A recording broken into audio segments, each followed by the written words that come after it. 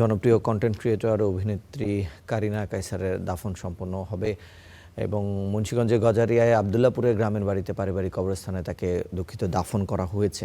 আরও জানবো আমরা সহকর্মী শিহাব আহমেদের কাছ থেকে। শিহাব, এখন কি পরিস্থিতি দেখছেন? রিশান কন্টেন্ট ক্রিয়েটর, চিত্রনাট্যকার এবং অভিনেত্রী কারিনা কায়সারের নানা বাড়ি, যেটি মুন্সিগঞ্জের গজারিয়া উপজেলার আবদুল্লাপুর গ্রামে, সেখানে সকাল 7:45টার দিকে কারিনা কায়সারের জানাজা ও দাফন সম্পন্ন হয়েছে। এবং আমার পেছনে যে বাড়িটি রয়েছে, কারিনা কায়সারের মা যিনি রয়েছেন, লোপা কায়সার, তার এই বাড়ির ঠিক পাশেই তাকে দাফন করা হয়েছে।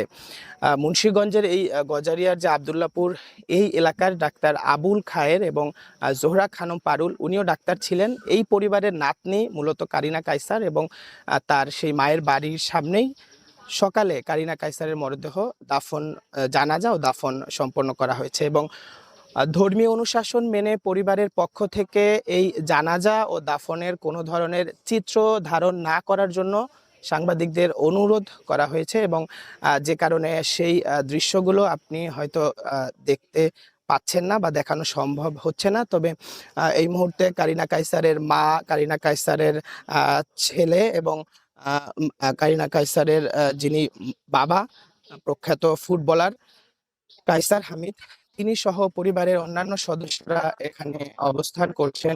তার দীর্ঘদিনের সহকর্মী যারা ছিলেন বিভিন্ন মাধ্যমে, সেই সহকর্মীরাও এই বাড়িতে এই মুহূর্তে রয়েছেন। সকালে এলাকাবাসী যারা ছিলেন আশপাশের, তারা জানাজায় অংশ নিয়েছিলেন এবং জানাজা শেষে এখানে তারা দোয়া এবং অন্যান্য যে ধর্মীয় কার্যকলাপ রয়েছে সেগুলো তারা সম্পন্ন করেছেন। এই মুহূর্তে আসলে তার বাড়ির উঠোনে আমরা রয়েছি, সেখানে আমরা দেখতে পাচ্ছি বিভিন্ন শ্রেণী পেশার মানুষ তারা এখানে অবস্থান করছেন এবং কারিনা কায়সারকে শেষবারের মতো বিদায় জানাতে তারা এই বাড়িটিতে উপস্থিত হয়েছেন।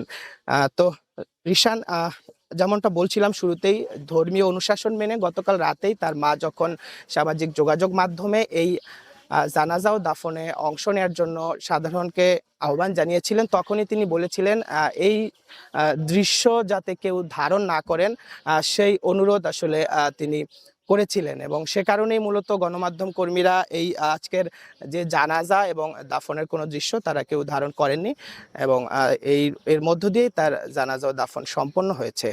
তো রিশান, এই ছিল মুন্সিগঞ্জের গজারিয়া থেকে আমার কাছে। আপনাকে ধন্যবাদ। দর্শক, আমরা জানছিলাম জনপ্রিয় কন্টেন্ট ক্রিয়েটর কারিনা কায়সারের দাফন সম্পন্ন হবার পরে কি পরিস্থিতি রয়েছে, শোকাবহ পরিবেশ রয়েছে তার মুন্সিগঞ্জের গজারিয়ার আবদুল্লাপুরের বাড়িতে।